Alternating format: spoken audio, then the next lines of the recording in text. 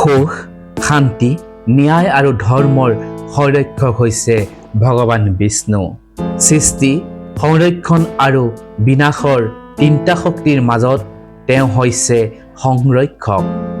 যেতিয়া বিশ্বত অধৰ্ম বাঢ়ে সত্য বিলুপ্ত হয় তেতিয়া বিষ্ণু ভগৱান অৱতাৰ লৈ ধৰণীলৈ আহে। ভগৱান বিষ্ণুৰ এই অসীম মহিমা তেওঁ দশ অৱতাৰ আৰু বিশ্বৰ সংৰক্ষণৰ কাহিনী শুনিবলৈ সাজু নহয়নে? তেনেহলে আহক গম লওঁ এই দিব্য কাহিনী ভগৱান বিষ্ণুৰ কাহিনী। ভগৱান বিষ্ণু হিন্দু ধৰ্মৰ অন্যতম সৰ্বোচ্চ দেৱতা, যাক সৃষ্টি সংৰক্ষণ আৰু ধ্বংসৰ ত্ৰিমূৰ্তিৰ সংৰক্ষক হিচাপে গণ্য কৰা হয়। তেওঁ অসীম কৃপা আৰু দয়াৰ প্ৰতীক। ভগৱান বিষ্ণুৰ অসংখ্য নাম আৰু ৰূপত পূজিত, বিশেষকৈ তেওঁলোকৰ দশ অৱতাৰৰ যোগেদি যি পৃথিৱীত ধৰ্ম পুনৰুদ্ধাৰ কৰিবলৈ অৱতাৰ লৈছিল। হিন্দু ধৰ্মত সৃষ্টি সংৰক্ষণ আৰু ধ্বংস এই তিনিওটা কাৰ্যত তিনিজন দেৱতাৰ ওপৰত নিৰ্ভৰশীল।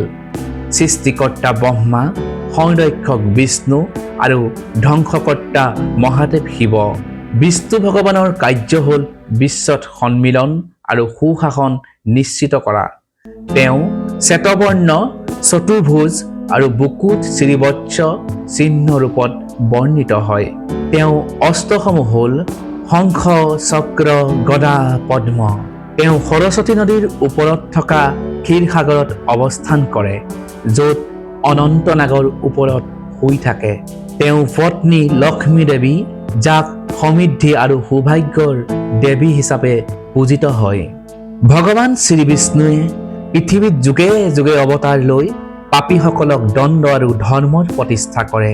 এই দশ অৱতাৰবিলাক হ'ল মৎস্য অৱতাৰ, কুৰ্ম অৱতাৰ, বৰাহ অৱতাৰ, নৃসিংহ অৱতাৰ, বামন অৱতাৰ, পৰশুৰাম অৱতাৰ, ৰাম অৱতাৰ, কৃষ্ণ অৱতাৰ, বুদ্ধ অৱতাৰ আৰু কল্কি অৱতাৰ।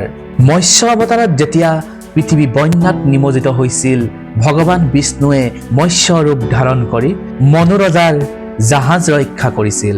কুৰ্ম অৱতাৰত সাগৰ মন্থনৰ সময়ত মন্দৰ পৰ্বত তললৈ ডুবি যোৱাৰ উপক্ৰম হোৱাত বিষ্ণুৱে কচ্ছপ ৰূপ লৈ পৰ্বতটোক ওপৰত ৰাখিছিল। বৰাহ অৱতাৰ হিৰণ্যাক্ষ নামৰ অসুৰে পৃথিৱীত সমুদ্ৰত নিক্ষেপ কৰিলে। বিষ্ণুৱে বৰাহ ৰূপ ধৰি পৃথিৱীক উদ্ধাৰ কৰিছিল। নৃসিংহ অৱতাৰ হিৰণ্যকশিপু নামৰ অসুৰক বধ কৰিবলৈ বিষ্ণুৱে আধা সিংহ আধা মানৱ ৰূপ লৈ হিৰণ্যকশিপুৰক সন্ধিয়া সময়ত বধ কৰিছিল। বামন অৱতাৰ বলি ৰজা ভূগোল জয় কৰিছিল। বিষ্ণুৱে বামন ৰূপ ধৰি তিনিটা খোজত সমগ্ৰ বিশ্ব ললে। পৰশুৰাম অৱতাৰ বিষ্ণুৱে পৰশুৰাম ৰূপ ধৰি অত্যাচাৰী ক্ষত্ৰিয়সকলক নাশ কৰিছিল।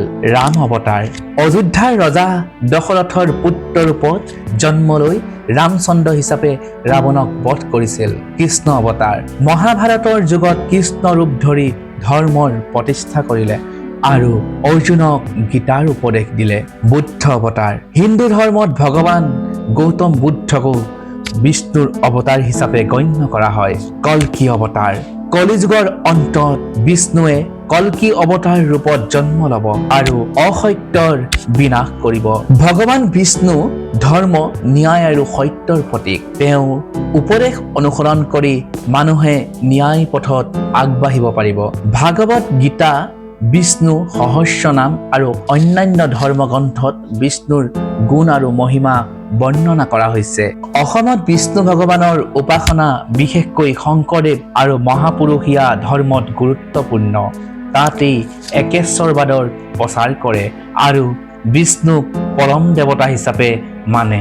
বন্ধুসকল, ভগৱান বিষ্ণু হৈছে বিশ্বৰ সংৰক্ষক। তেওঁ কলিযুগত কল্কি ৰূপে পুনৰ জন্ম ল'ব বুলি বিশ্বাস কৰা হয়।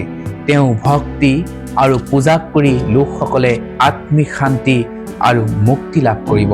তেন্তে আপোনালোকৰ যদি এই ভিডিঅ'টো ভাল লাগিছে তেনেহ'লে আমাৰ চেনেলটো ছাবস্ক্ৰাইব কৰিব আৰু আগলৈ এনেকুৱা ভিডিঅ'বিলাক আপোনালোকে পোনপটীয়াকৈ লাভ কৰিব।